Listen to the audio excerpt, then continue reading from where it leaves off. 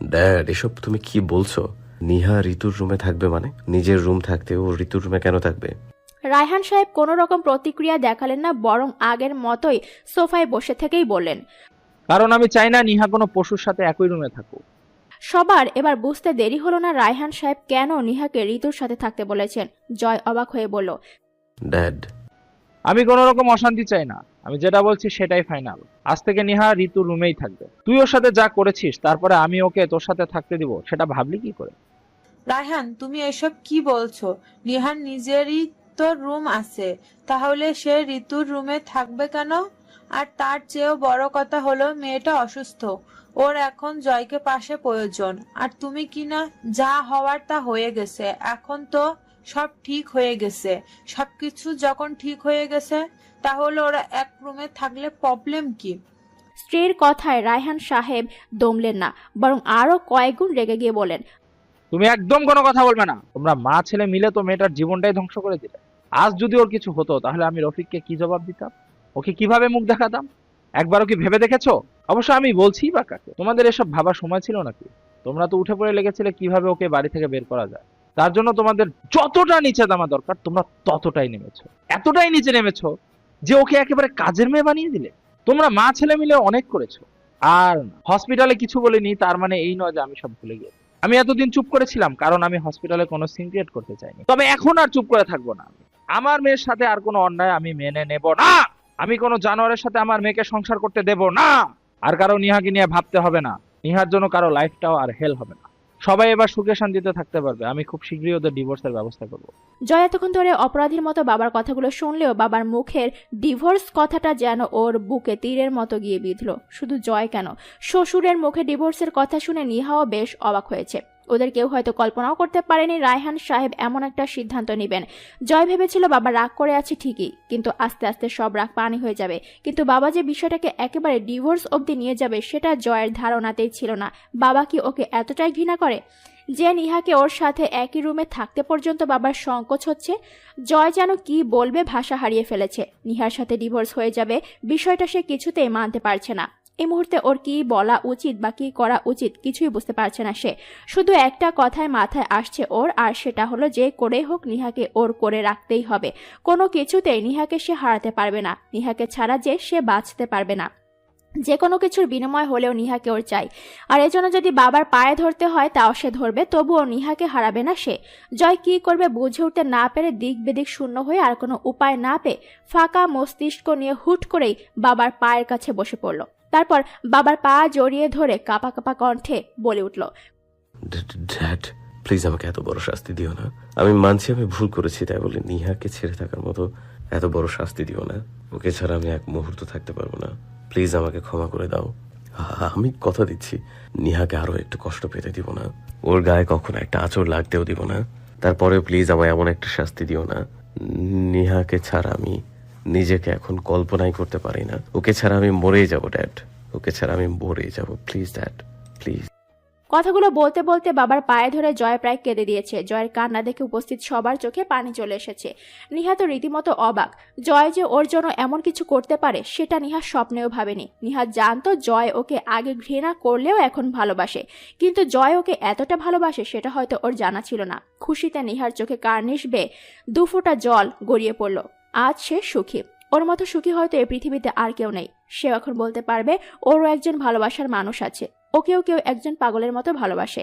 জয়ের কান্না দেখে সবার খারাপ লাগলেও রায়হান সাহেবের কোনো রকম প্রতিক্রিয়া দেখা গেল না। উনি এখনো আগের মতো ঠায় দাঁড়িয়ে আছেন, না জয়কে ধরে তুলছেন আর না জয়ের দিকে তাকাচ্ছেন। শায়লা বেগম ছেলের কান্না দেখে আর সহ্য করতে পারলেন না। স্বামীকে উদ্দেশ্য করে বলেই ফেললেন, রায়হান, তুমি এতটা নির্দয় কবে থেকে হলে? ছেলেটা তোমার পায়ে ধরে কাঁদছে, তাতে একটুও খারাপ লাগছে না তোমার? তুমি না ওর এক ফোঁটা চোখের পানি কখনো সহ্য করতে পারতে না, তাহলে আজ কিভাবে সইছো? এবার তো ওকে ক্ষমা করে দাও। স্ত্রীর কথা শুনে রায়হান সাহেব রাগ মিশ্রিত কণ্ঠে বললেন, হ্যাঁ, সইতে পারতাম না ওর চোখের পানি, কিন্তু আজ সইতে হচ্ছে। অনিহার সাথে যা করেছে তাতে এই চোখের জল কিছুই না। আর রইলো ক্ষমা করার কথা, আমি ওকে ক্ষমা করার কে? যার সাথে এতদিন ধরে অন্যায় করে আসছে তার কাছে ক্ষমা চাইতে বলো। ওকে নিহার কাছে ক্ষমা চাইতে বলো। নিহা যদি ক্ষমা করে তাহলে ঠিক আছে। তবে হ্যাঁ, নিহা ক্ষমা করে দেওয়ার পরও আমার একটা শর্ত আছে। যদি আমার শর্তটা মানতে পারে তাহলে আমি ডিভোর্সের কথাটা ভুলে যাব, অন্যথায় নয়। জয় যেন মেঘলা আকাশে হঠাৎ এক পশলা রোগদের দেখা পেল। এক মুহূর্তের জন্য যেন নিহাকে আগলে রাখার একটা আশা পেল, যেই আশাটা সে কিছুতেই হতাশায় পরিণত হতে দিতে চায় না। জয় খুশি হয়ে বাবার পা ছেড়ে উভয় হাতে চোখে জল মুছে দ্রুত উঠে দাঁড়াতে দাঁড়াতে বলল, ওকে ড্যাড, আমি তাই করব। তুমি চাইলে আমি নিহার পায়ে পর্যন্ত ধরবো, আর তুমি যে শর্ত দিবে আমি মেনে নিব। তুমি যা যা করতে বলবে আমি সব করব, সব। তারপরেও আমি কোনো কিছুর বিনিময়ে নিহাকে হারাতে পারবো না। আমি এক্ষুনি নিহার কাছে ক্ষমা চাইবো। বলেই জয় নিহার দিকে তাকালো। নিহা ওর দিকেই তাকিয়ে আছে। জয় যেই না নিহার দিকে এক পা এগোলো, অমনি নিহা হাত উঁচিয়ে হাতের ইশারায় জয়কে থামতে বলল। ওখানেই দাঁড়ান। নিহার শান্ত কণ্ঠে বলা একটা কথা জয়ের মাথায় যেন এবার আকাশ ভেঙে পড়ল। মুহূর্তে যেন পায়ের নিচ থেকে মাটি সরে গেল। তার মানে কি নিহা ওকে এখন দূরে ঠেলে দিবে? তাহলে কি নিহা এখনো ওকে ক্ষমা করতে পারেনি? জয়ের যেন বুকের বাঁ পাশটায় চিনচিন ব্যথা অনুভূত হলো। নিহা যদি এখন বলে ওকে সে ক্ষমা করতে পারবে না, তাহলে তো সব শেষ। বেঁচে থেকেও মরে যাবে সে। জয় কাঁপা কাঁপা কণ্ঠে বলল, নিহা, আমি আমি যদি ক্ষমা চাওয়ার জন্য হয় তাহলে ওখানেই দাঁড়িয়ে থাকুন, আমার কাছে আসার দরকার নেই। নাটক সিনেমার হিরোদের মতো এখন আপনিও শুরু করে দিয়েন না আবার। নিহা, আমি অনেক অন্যায় করেছি তোমার সাথে, না বুঝে তোমায় অনেক কষ্ট দিয়েছি, প্লিজ আমায় মাফ করে দাও, এসবই বলবেন তো? তাহলে আমার কাছে আসার দরকার নেই। এটা কোনো নাটক সিনেমা নয়। আপনি অপরাধ করে বাবার কথায় আমার কাছে এসে ক্ষমা চাইবেন, আর আমিও নাটক সিনেমার নায়িকাদের মতো বলবো, না আমি আপনাকে ক্ষমা করতে পারবো না, আপনি আমার সাথে যা করেছেন এসবের পরে আমার আপনাকে ক্ষমা করা সম্ভব না, আমি কিছুতেই আপনাকে ক্ষমা করতে পারবো না।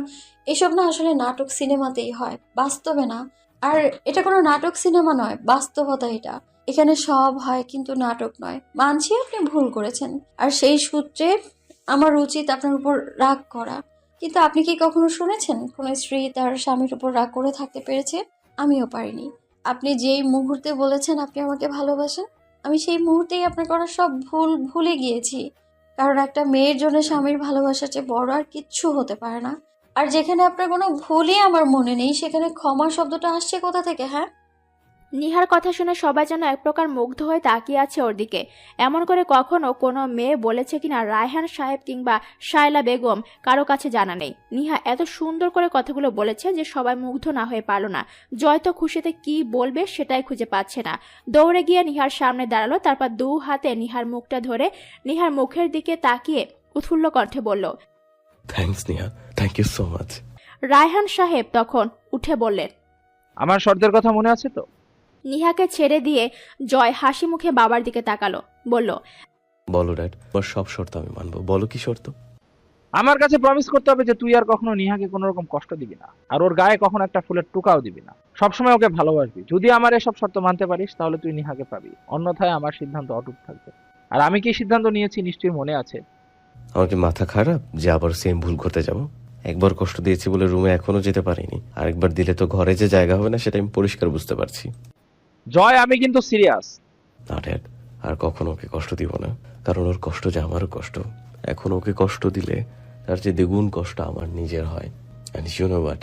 মনীষরা বলে গেছেন, তাকে কখনো কষ্ট দিও না যাকে কষ্ট দিলে তার চেয়ে দ্বিগুণ কষ্ট তোমার নিজের হয়। নিহাকে কষ্ট দেওয়ার ভুলটা আর দ্বিতীয়বার করা তো দূর, ভাববো না। আর রইল গায়ে হাত তোলার কথা, সেদিনটা হয়তো আর কখনোই আসবে না। ওকে ফাইন, কথাগুলো যেন মনে থাকে। এখন নিহাকে রুমে নিয়ে যা। এখন থেকে টেক কেয়ার করার দায়িত্ব কিন্তু তোর। সে তো অবশ্যই, হসপিটালে থাকতে কি টেক কেয়ার করিনি? আমি থাকতে নিহার জন্য অন্য কেউ প্রয়োজন হবে না। আমরা কি বানের জলে ভেসে এসেছি? শুধু তুই কেয়ার করে একা সব ক্রেডিট নিয়ে নিবি, আমাদেরকে নিতে দিবি না? মায়ের সাথে তাল মিলিয়ে জেসিও বলে উঠল, হ্যাঁ মম, আমিও সেটাই বলতে চাইছিলাম। আমরা কি কিছুই করব না? আমাদেরকেও তো একটু সুযোগ দে। চাহাট, তোকে কেন সুযোগ দিব? আমার বউয়ের জন্য আমি একাই যথেষ্ট। ওদের ভাই বোনের কথা শুনে নিহা মিট মিট করে হাসতে লাগলো। নিহা আজ খুব খুশি। আজ তার সংসারটা সুখে পরিপূর্ণ। যেই দিনটার জন্য এতদিন ধরে সে সব কষ্ট মুখ বুজে সহ্য করেছে, অবশেষে আজ সেই দিনটা ওর কাছে ধরা দিল। রাতের খাবার শেষ করে জয় রুমে এসেছে, বেশ কিছুক্ষণ হয়ে গেছে, কিন্তু নিহা এখনো রুমে আসেনি। তবে কাজের জন্য নয়, কারণ জয় আর রায়হান সাহেবের কড়া আদেশ নিহা যেন কিচেনে না যায়। নিহা মূলত শায়লা বেগমের সাথে কোনো একটা বিষয়ে কথা বলছে। আসলে শায়লা বেগমই খাবার টেবিলে নিহাকে খাবার খেয়ে ওনার রুমে যেতে বলেছেন। কি একটা জরুরি কথা আছে নাকি, তাই জয় আগেই রুমে চলে এসেছে। জয় শুয়ে শুয়ে মোবাইল টিপছিল, তখনই নিহা রুমে এসে ঢুকলো। নিহাকে আসতে দেখে জয় মোবাইলটা সেন্টার টেবিলের উপর রেখে দিয়ে নিহার দিকে তাকালো। নিহা এক পলক জয়ের দিকে তাকিয়ে দরজা লাগিয়ে সোজা বিছানায় এসে পা ঝুলিয়ে বসলো। জয় এবার এক পাশ হয়ে শুয়ে বালিশে এক হাত ঠেকিয়ে মাথার ওপর মাথা রেখে হাসি মাখা মুখ করে নিহার দিকে ফিরল। জয়কে এভাবে শুতে দেখে নিহাও এবার মুচকি হেসে বিছানায় পা তুলে জয়ের দিকে ফিরে বসলো। স্যারকে কিছু বলবেন? মম কেন ডেকেছিল? তেমন কিছু না, এই পেন্ডেন্টটা দেওয়ার জন্যই রেখেছিলেন। এটা নাকি এবারের বউদের বরণ করার সময় দেওয়া হয়। মাকে নাকি ওনার শাশুড়ি মা এটা বিয়ের দিন পরিয়ে দিয়েছিলেন, কিন্তু আমাকে তো তখন দিতে পারেনি, তাই আজ দিয়েছেন। গলায় চেইনের সাথে ঝুলে থাকা পদকটি ধরে কথাগুলো বলল নিহা। জয় আর একটু নড়ে চড়ে শুয়ে বলল, ব্যাস এটুকুই? আর কিছুর জন্য ডাকিনি, শুধু এটা দেওয়ার জন্যই রেখেছে? না মানে আসলে এতদিনকার করা ভুলগুলোর জন্য ক্ষমাও চাইছিলেন। তাই বলো, মম তোমাকে তার রুমে ডাকলো, তখনই আমি বুঝে গিয়েছিলাম এমন কিছু হবে। নিহা কিছু বলল না। জয় এবার একটু নড়ে চড়ে মাথার নিচে দুই হাত রেখে সোজা হয়ে বলল, তারপর কিছু একটা ভেবে ইতস্তত গলায় বলল, আচ্ছা নিহা, একটা কথা বলবো। বলুন না। তুমি আমাকে সত্যি ক্ষমা করেছো তো? ক্ষমা না করলে কি করবেন? কি আর করব, জঙ্গলে বনবাসে চলে যাব। পারবেন আমায় ছেড়ে যেতে? আগে হলে হয়তো পারতাম, বাট এখন সম্ভব না। তাই বুঝি। হুম। তারপর দুজনের মাঝে পিনপত নীরবতা বিরাজ করছে কিছু সময়। নীরবতার সুতো ছিঁড়ে জয় বলল, নিহা সত্যি করে বলো না, আমাকে সত্যি ক্ষমা করেছো তো? এখন কি প্রমাণও দিতে হবে? না, জাস্ট একটু ভালোবাসা দিলেই হবে। নিহা মুচকি হাসলো, হেসে বলল, আপনি পারেনও বটে। আজ সবাই অনেকদিন পর একসাথে ডাইনিং এ বসেছে সকালে নাস্তা করবে বলে। নিহা আর জয় পাশাপাশি বসেছে। জয় খাচ্ছে আর আর চোখে বারবার নিহার দিকে তাকাচ্ছে। এই মেয়েটাকে নিয়ে সে আর পারে না। সবসময় ছোট বাচ্চাদের মতো করে অল্প করে খাবার নেয় আর সবার আগে খেয়ে উঠে যায়। এত অল্প করে খাবার নিবে যেন খাবারের প্রতিযোগিতা দিয়েছে আর সেখানে ওকে ফার্স্ট হতেই হবে। নিহার প্লেটের দিকে তাকিয়ে একবার জয় নিহার দিকে তাকালো, কিন্তু নিহার সেদিকে কোনো খেয়াল নেই। সে তো নিচের দিকে তাকিয়ে খেতে ব্যস্ত। নিহার এই একটা অভ্যাস, খাবার টেবিলে বসলে ভুলেও অন্যদিকে তাকাবে না। এমনভাবে মাথা নিচু করে খাবে যেন এদিক ওদিক তাকালে ওকে কেউ শাস্তি দিবে। জয় যখন দেখলো নিহার খাওয়া শেষ, এক্ষুনি উঠে যাবে, তখনই জয় খাবার খেতে খেতে বলে উঠল, নিহা তুমি তো তেমন কিছুই খেলে না, এইটুকু খাবার খেয়ে উঠে যাবে তুমি? অ্যাটলিস্ট আর একটা রুটি তো নাও। না আর নিব না, আমার খাওয়া শেষ। এইটুকু খাবার খেয়ে খাওয়া শেষ? এই নাও, অ্যাটলিস্ট এটা খাও। বলেই জয় নিহার প্লেটে আরো একটা রুটি তুলে দিল, সাথে ভাজিও। নিহার সাথে সাথে মুখটা ছোট করে বলে উঠল, প্লিজ আর না, আমি খেয়েছি তো, আর খাবো না প্লিজ। কোনো কথা না, চুপচাপ এটা খেয়ে তারপর উঠবে। নিহা আবারও কিছু বলতে যাবে, তার আগেই জয়ের চোখ লাল করা দেখে নিহা সাথে সাথে নিচের দিকে তাকিয়ে খেতে লাগলো। এটা দেখে জয় মুচকি হাসলো। তখনই রায়হান সাহেব বলে উঠলেন, জয় তুই কি আজ অফিসে যাবি? না মানে তুই যদি না যাস তাহলে আমি চলে যেতাম আর কি। আজ একটা মিটিং আছে, তুই না গেলে আমার এক্ষুনি বেরোতে হবে, তাই জিজ্ঞাসা করছিলাম আর কি। জয় নিহার দিকে একবার তাকিয়ে বাবার দিকে তাকালো, তারপর ইতস্তত গলায় বলল, ড্যাড, বলছিলাম কি, নিহা তো এখনো পুরোপুরি সুস্থ হয়নি, আর আমি ওকে এভাবে রেখে কিভাবে অফিস যাব? না মানে যদি ওর কিছু প্রয়োজন হয় তাই বলছিলাম আর কি। না না, আমার কিছু লাগবে না, আমি তো এখন সুস্থ। আপনি বরং অফিসে চলে যান, আমি নিজে নিজে করে নিতে পারবো সব। আমার জন্য আপনারা কেউ এতদিন ঠিকঠাক মতো অফিসে যেতে পারেনি। অফিসে কত কাজ জমা হয়ে আছে, বাবা কিভাবে একা একা পুরোটা হ্যান্ডেল করবেন? আপনি বরং বাবার সাথে অফিসে চলে যান। না মা থাক, জয় ঠিকই বলছে, আমারই ভুল হয়েছে ওকে জিজ্ঞাসা করাটা।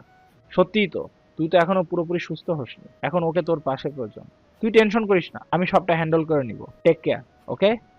বলেই রায়হান সাহেব বেরিয়ে গেলেন। নিহা আর কিছু বলার সুযোগ পেল না। নিহা ফুস করে নিঃশ্বাস পেলে এবার জয়ের দিকে তাকালো। আপনাকে কে বলেছে আমি অসুস্থ? আমি তো পুরোপুরি সুস্থ। আপনি অফিসে চলে গেলেও পারতেন, আমি তো এতটা অসুস্থ নই যে নিজের কাছে নিজে করতে পারবো না। আর তাছাড়া মা আর জেসি তো আছেই। আরে ভাবি, বুঝো না কেন? ভাইয়া তোমার অসুস্থতার অজুহাত দেখিয়ে তোমার সাথে সময় কাটাতে চাইছে। অসুস্থতা তো একটা বাহানা মাত্র, তাই না রে ভাইয়া? মায়ের সামনে জেসির এমন পিঞ্চ মারা কথা শুনে জয় লজ্জায় পড়ে গেল। মমের সামনে কি সব বলছে জেসি, মম কি ভাববে? জেসি, কি সব বলছিস? মম আছে পাশে, দেখছিস না নাকি? শায়লা বেগম হয়তো ছেলে লজ্জা পাওয়াটা বুঝতে পারলেন, তাই তো উনি মুচকি হেসে, জয় আমি রুমে যাচ্ছি, তোরা কথা বল। বলে শায়লা বেগম উপরে চলে গেলেন। মা চলে যাওয়াতে জয় এবার লম্বা একটা দম ছাড়লো, তারপর জেসির দিকে তাকিয়ে শাসিয়ে বলল, এই ফাজিল, মমের সামনে সব কি বলছিলে? হ্যাঁ, মম কি মনে করবে? কি আর মনে করবে? মনে করবে তার ছেলে এখন বউ পাগলা সোনা মিথ্যা হয়ে গেছে।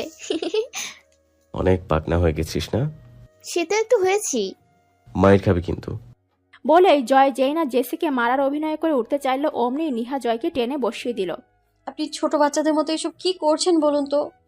আমি কোথায় কি করলাম? ওই তো করেছে সব। হ্যাঁ হয়েছে, আমি আপনাকে ভালো করেই চিনি।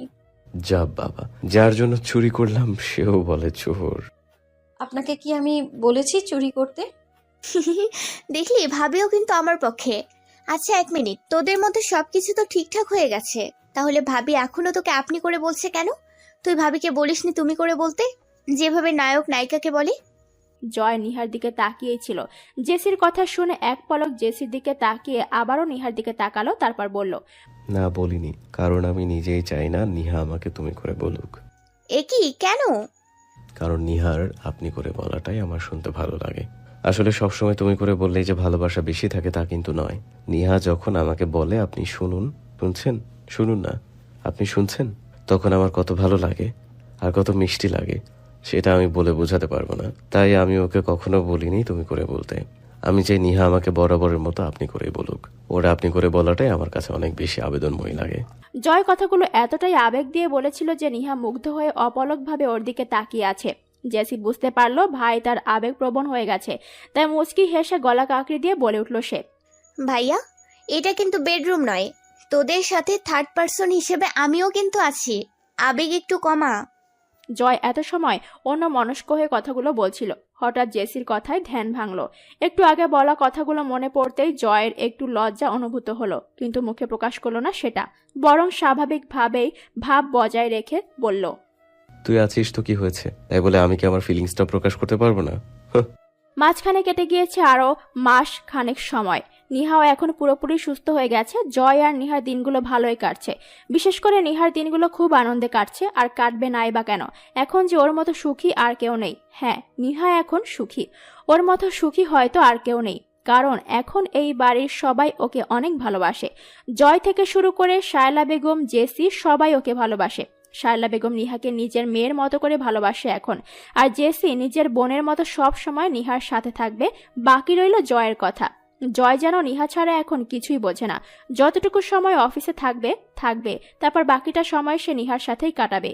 নিহাকে যেন এখন সে চোখে হারায়। নিহার একটু কষ্ট যেন জয়ের পুরো পৃথিবীটা থামিয়ে দেয়।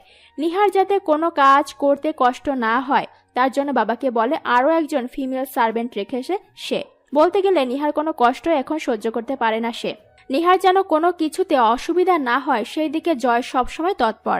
নিহাকে যেন এক মুহূর্তের জন্য একা ছাড়তে চায় না। এমনকি অফিসে গেলে সেখানে থেকেও কমপক্ষে দিনে 10 থেকে 15 বার কল করে নিহার খোঁজ নিবে।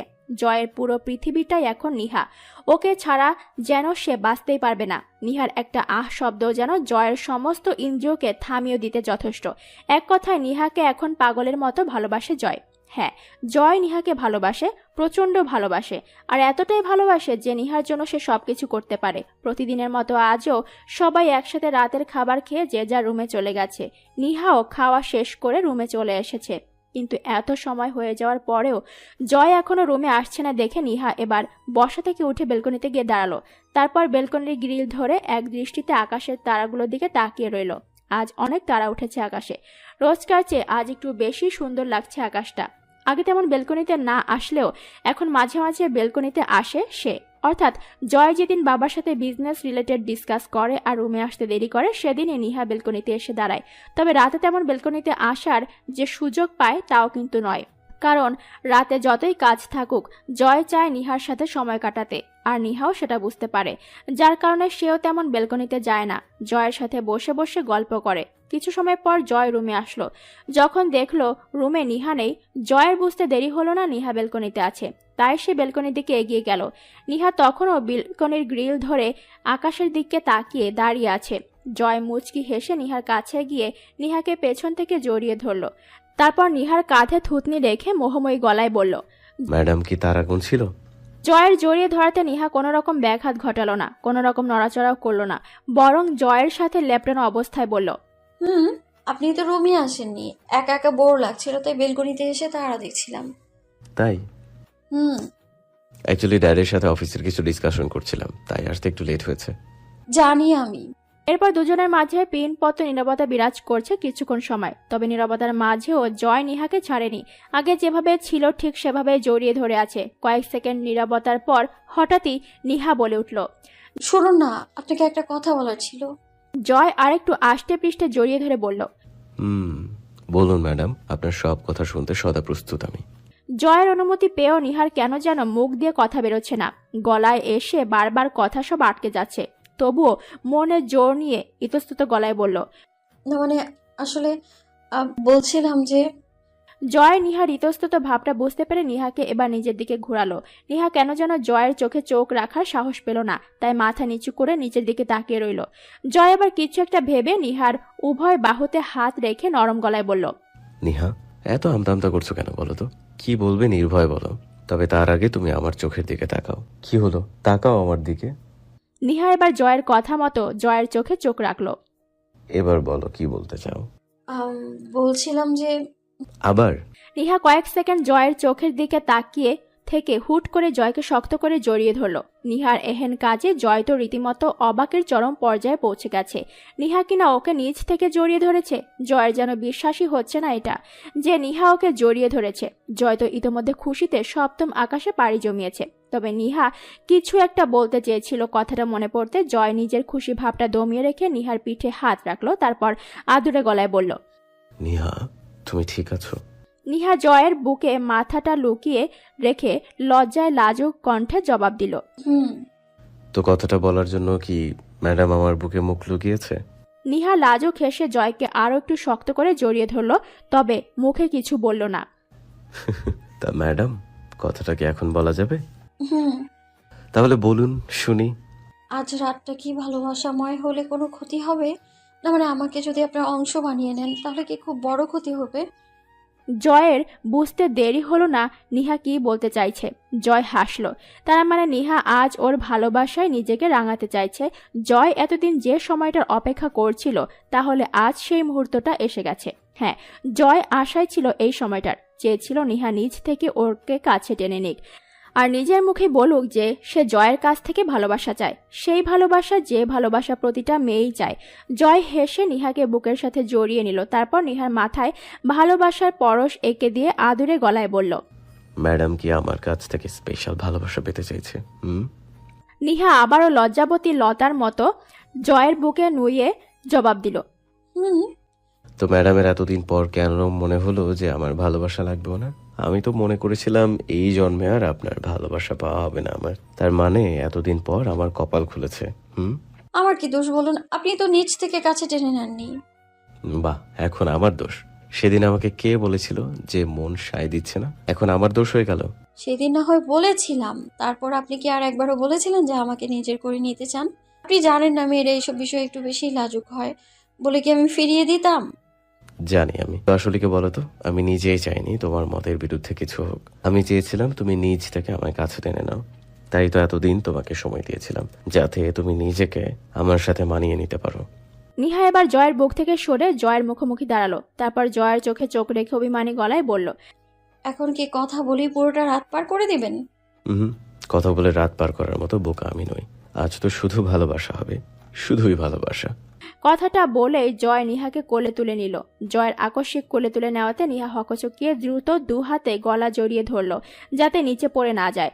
জয় বাঁকা হেসে নিহার নাকে নাক ঘষে দিয়ে রুমের দিকে হাঁটা ধরল। কি করছেন? নামান, আমায় পড়ে যাবো তো, নামান না। আচ্ছা, তুলেছি কি নামানোর জন্য নাকি? তোমার যা বলার বলে দিয়েছো, এখন আর কোনো কথা নয়। এরপর যা হবে সব আমার ইচ্ছায় হবে, বুঝলেন ম্যাডাম? জয়ের কথার ইঙ্গিত বুঝতে পেরে নিহা আর কিছু বলার সাহস পেল না। লজ্জায় আবারও জয়ের বুকে মুখ লুকালো। জয় নিহাকে লজ্জায় নুয়ে পড়তে দেখে মুচকি হেসে রুমে ঢুকে দরজাটা পায়ে ঠেলে আটকে দিল। কথায় আছে, দুঃখের সাগর পাড়ি দিলেই নাকি সুখের দেখা মেলে। নিহার ক্ষেত্রেও ঠিক তাই হয়েছে।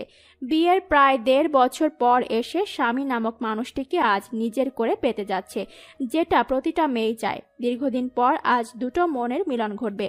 কিছু না পাওয়া সুখ আজ দুটো অতৃপ্ত মানুষকে তৃপ্তি দিবে। ভালোবাসাময় হয়ে উঠুক তাদের প্রতিটি রাত, সুখের হয়ে উঠুক তাদের প্রতিটি মুহূর্ত।